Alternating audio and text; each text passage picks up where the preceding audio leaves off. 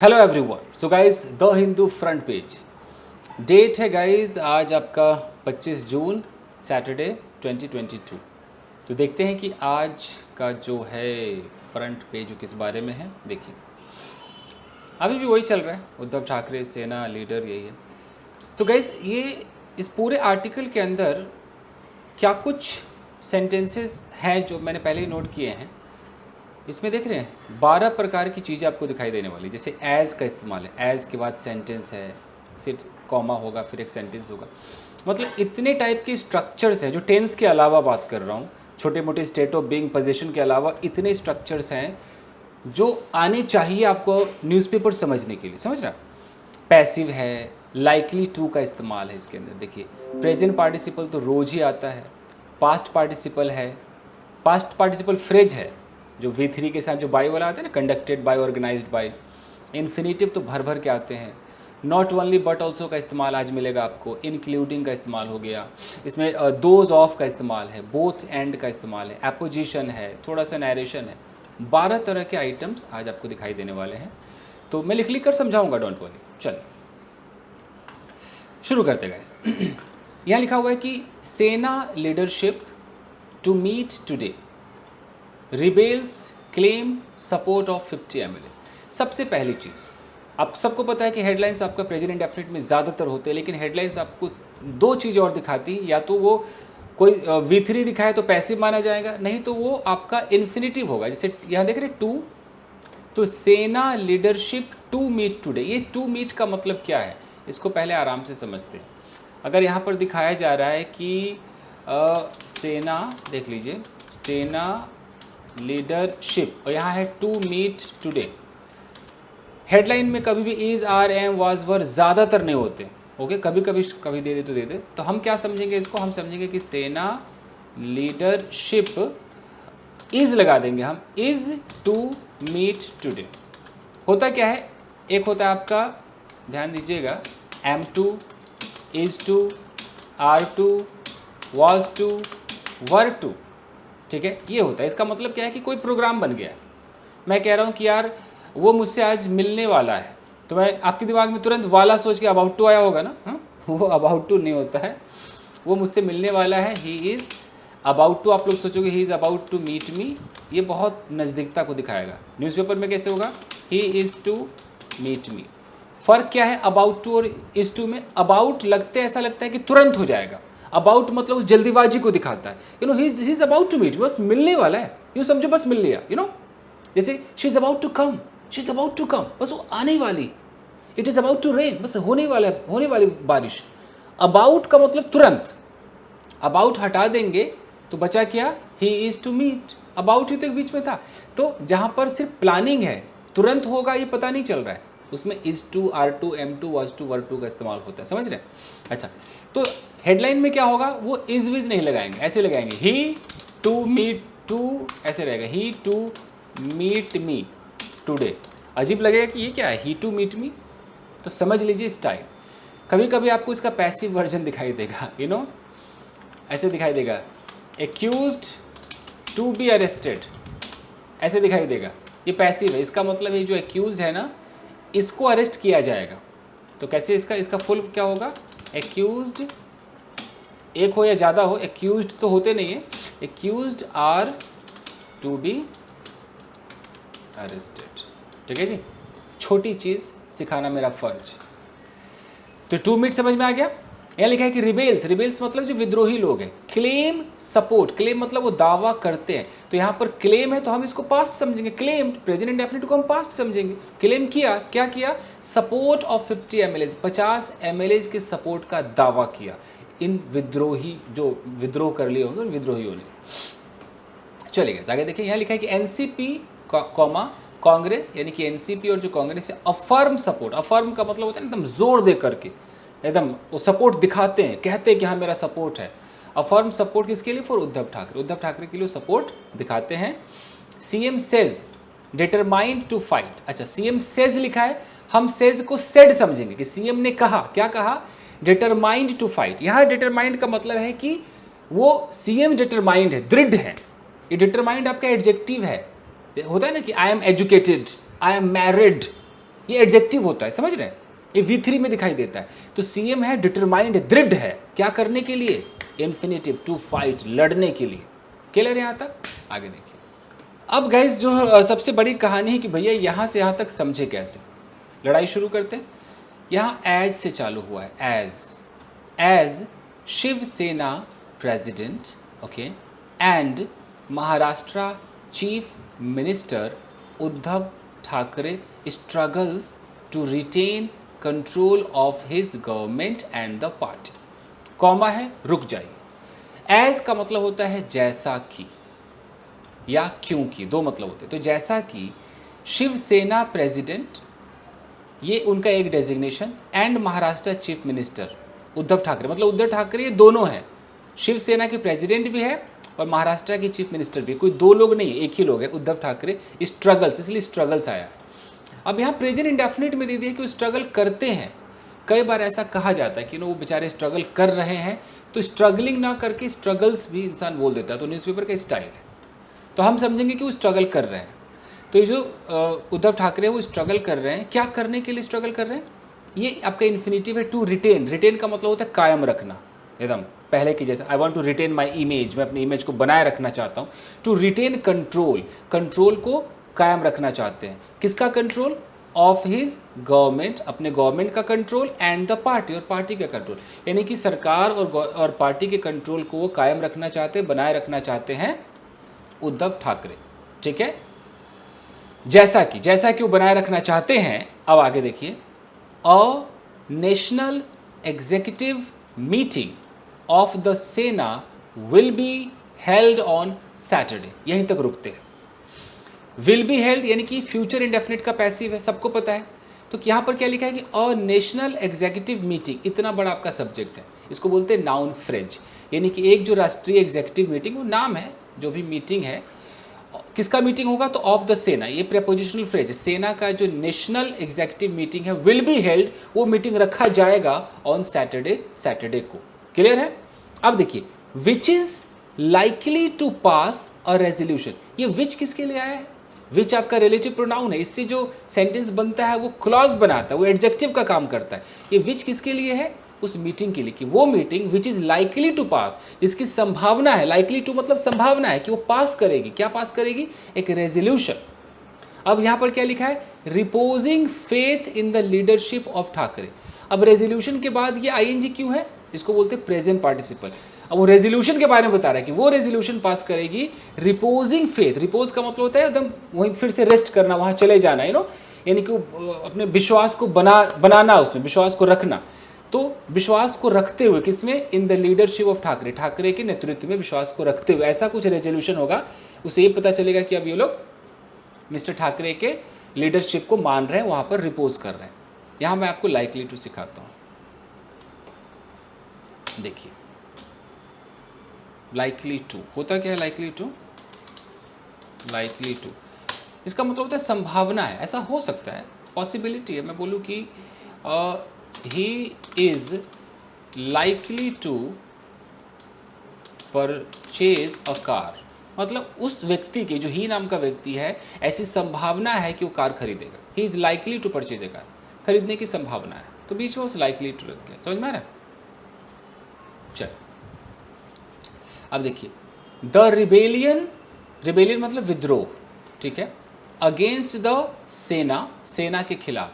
फिर यहाँ पर लिखा है कि सेना लेड कोalition गवर्नमेंट। अब यहाँ पर सिर्फ सेना के खिलाफ नहीं हुआ, सेना लेड, लीड मतलब नेतृत्व करना होता है, तो सेना लेड का मतलब सेना के द्वारा नेतृत्व किया हुआ जो कोalition गवर्नमेंट, कोalition मतलब साठगांठ, ये जो साठगांठ से मतलब नेतृत्व करती है सेना, अब वो मिली भगत वाली सरकार है, तीन लोग मिले हुए, अब समझ में आ रहा है?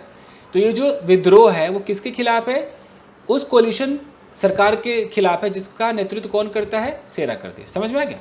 अच्छा, लेड बाय मिनिस्टर एकनाथ। तो ये जो रिबेलियन है, जो विद्रोह है, इस विद्रोह के लिए देखिए, रिबेलियन आपका क्या है, सब्जेक्ट है। अब इसके बारे में एक और एडजेक्टिव है कि वो विद्रोह जो कि इनके खिलाफ है, वो विद्रोह को लीड कौन कर रहा है, तो led by minister Eknath Shinde. ये एक छोटा सा जो लेड बाय से शिंदे तक जो देख रहे हैं, पास्ट पार्टिसिपल फ्रेज है, समझ रहे हैं? अच्छा, थ्रेटन्स टू कैप्चर। अब ये थ्रेटन्स आपका वर्ब है, ये वर्ब किसके लिए है? ये रिबेलियन के लिए।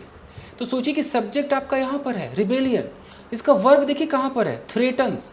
तो बीच में क्या है? बीच में ये अगेंस्ट एक प्रेपोजिशनल फ्रेज है और यहाँ लेड बाय एक आपका पास्ट पार्टिसिपल फ्रेज है। ऐसे सेंटेंसेस बड़े दिखाई देते हैं। आई होप आप समझ पा रहे होंगे, मैं पार्सिंग करके आपको बता रहा हूँ। तो हम बात कर रहे हैं विद्रोह की। तो विद्रोह ने क्या किया? विद्रोह थ्रेटन्स, वो धमका रहा है to capture not only the government. Threaten मतलब धमकी देना। तो ये जो विद्रोह है ये कैप्चर, ये धमकी दे रहा है कि वो क्या करने का? यह इन्फिनिटिव है टू कैप्चर, कि कैप्चर कर लेंगे not only the government, government को ही कैप्चर नहीं करेंगे, but also the party, party को भी कैप्चर कर लेंगे। यहाँ पर आप सीखिए not only but also. Not only but also होता क्या है? ऑल्सो। ओके, तुम मेरे दोस्त ही नहीं हो बल्कि दुश्मन भी हो। तो कैसे होगा? You are not only my friend but also an enemy. इस तरीके से होता है। नॉट ओनली मतलब सिर्फ यही नहीं, वो भी। ओके, मैं सिर्फ तुम्हें एब्यूज़ ही नहीं करूँगा बल्कि तुम्हें मैं पीटूँगा भी। तो I will not only abuse you but also beat you. समझ में आ रहा है? ये होता है not only but also.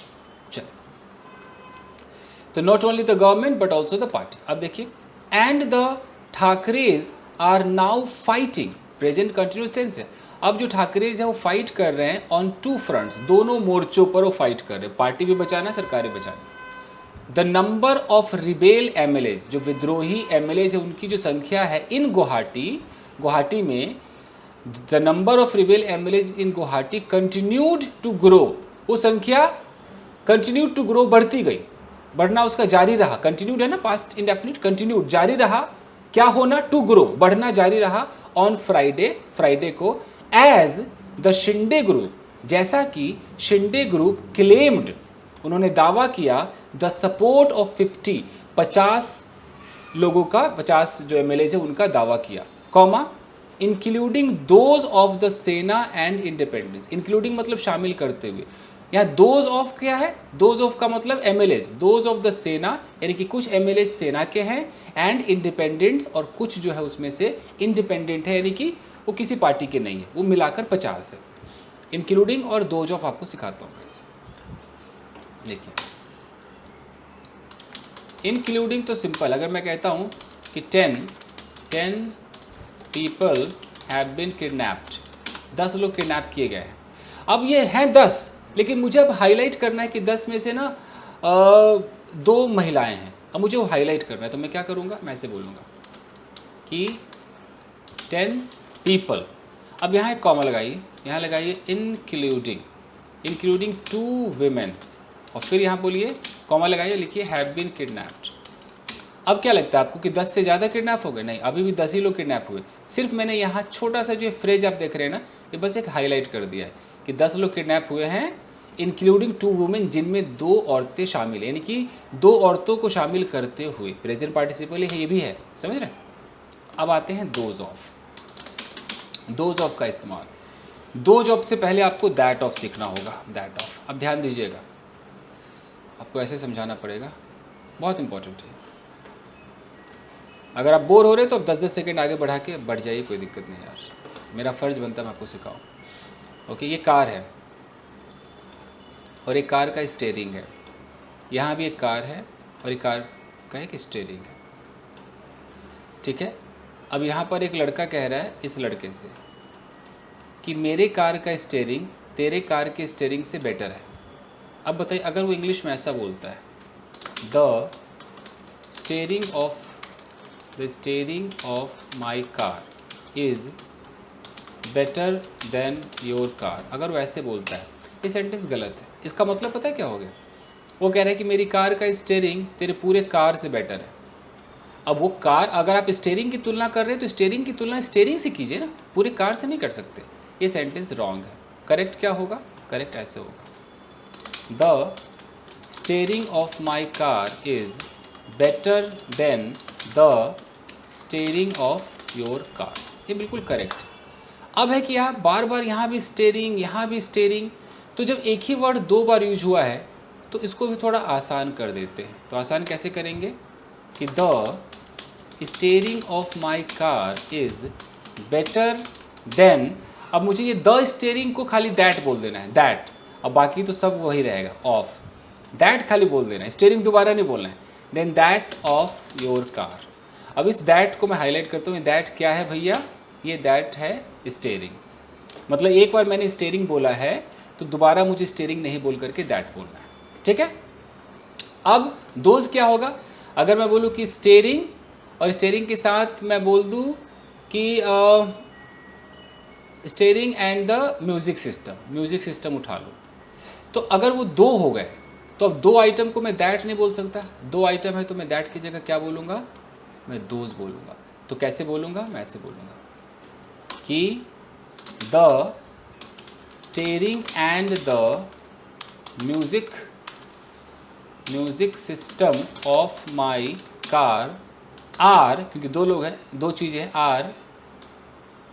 Are better than. अब मुझे फिर से म्यूजिक सिस्टम और स्टीयरिंग ना बोल करके मैं क्या करूँगा, दोज बोल दूंगा, दोज ऑफ योर कार। समझ में आ रहा है, ऐसे होता है। यानी कि ये दोज किसके लिए आया है, इस दोज का मतलब है steering and the music system. ये छोटी छोटी मगर मोटी बात है, सिखाना तो भैया पड़ेगा ही। चलिए आगे देखें, कहाँ गया जी paper,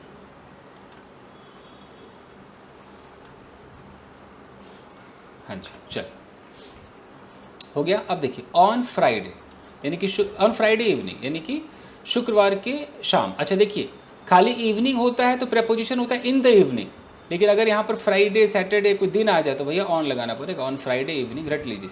mister Thackeray held a meeting, यानी कि फ्राइडे की शाम को मिस्टर ठाकरे ने मीटिंग रखी, held a meeting past indefinite tense है, किसके साथ, विद नेशनलिस्ट कांग्रेस पार्टी, यानी कि एनसीपी चीफ शरद पवार के साथ, एंड अ पार्टी डेलीगेशन, जो पार्टी का जो डेलीगेशन था, जो ग्रुप था, कोई होगा जो उनके प्रतिनिधि, क्या बोलते हैं हिंदी, प्रतिनिधि, उनके साथ एक मीटिंग की। क्योंकि तो यहाँ इन्फिनेटिव लगा है, टू डिस्कस स्ट्रैटेजी को डिस्कस करने के लिए कि क्या रणनीति अपनाए, क्या करने के लिए स्ट्रैटेजी है, तो टू सेव, ये भी इन्फिनेटिव है, टू सेव द गवर्नमेंट। देख रहे हैं इन्फिनेटिव क्या होता है, पर्पस को बताता है कि हमने मीटिंग की, क्या पर्पस था, तो टू डिस्कस करने के लिए, डिस्कस करना था स्ट्रैटेजी को। स्ट्रैटेजी किसके लिए, स्ट्रैटेजी का पर्पस क्या है, तो टू सेव द गवर्नमेंट को बचाने के लिए। क्लियर है। अब देखिए बोथ अलाइज, दोनों जो अलाइज मतलब जो आपके जो साथी हैं, जो आपसे कोलिशन में हैं, कौन कौन है, the NCP and the Congress, यानी कि एनसीपी और जो कांग्रेस, जो दोनों अलाइज हैं, have extended support to mister Thackeray. Extend का मतलब होता है बढ़ाना, उन्होंने अपने सपोर्ट को बढ़ाया है मिस्टर ठाकरे तक कि हाँ भाई हम दोनों सपोर्ट करेंगे। अर्लियर, पहले, एड्रेसिंग सेना ऑफिस बियरर्स, अब ये आपका प्रेजेंट पार्टिसिपल है, सेना। अभी ऑफिस बियरर, इसकी पर्टिकुलर मैं हिंदी तो नहीं बताऊंगा, ये ऑफिस बियरर हो सकता है किसी ऐसा कुछ नाम हो, तो उस ऑफिस बियरर को एड्रेस करते हुए, संबोधित करते हुए mister Thackeray dared the rebels, dared मतलब चुनौती दी, चैलेंज किया उन विद्रोहियों को, टू सर्वाइव पॉलिटिकली, बोला कि आप पॉलिटिकली सर्वाइव करो, without using the photograph of सेना फाउंडर, बिना फोटो को यूज़ किए हुए सेना फाउंडर का फोटो मत यूज़ करो। कौन है सेना फाउंडर, द लेट बाल ठाकरे। यहाँ जो आप कॉमा देख रहे हैं ना, द लेट बाल ठाकरे, इसको अपोजिशन कहता है, अभी मैं सिखाऊंगा। क्या कहा, सेना के ऑफिस बेयरर्स को संबोधित करते हुए मिस्टर ठाकरे ने कहा, उन्होंने डेयर किया, चैलेंज किया उन विद्रोहियों को कि सर्वाइव करो पॉलिटिकली, राजनीतिक रूप से आप सर्वाइव करो, टिके रहो, लेकिन बिना नाम यूज़ किए, बिना, विदाउट यूजिंग फोटोग्राफ ऑफ सेना फाउंडर, सेना फाउंडर का फोटोग्राफ यूज़ किए बगैर आप सर्वाइव करो। कौन है सेना फाउंडर, द लेट बाल Thackeray, and the parties name, और पार्टी का नाम लिए बिना सर्वाइव करके दिखाओ। ही सेड, उन्होंने कहा कि he had no greed for power. देखो यहाँ पर सेड और इसके बाद जो हैड नो ग्रीड है, ये आपका नरेशन है, यहाँ बीच में दैट नहीं लगाते हैं कई बार। जैसे कि उन्होंने कहा कि मुझे कोई लालच नहीं है, तो नहीं है का नहीं था हो गया, तो लिखने में नहीं था दिखाई दे रहा है, बोलने में नहीं है दिखाई देगा, क्योंकि हैव हैड हो जाता है, पता है ना नरेशन में। उन्होंने कहा कि ही हैड नो ग्रीड, उनके पास कोई लालच नहीं है, फॉर पावर के लालच नहीं है, but had not lost the determination to fight.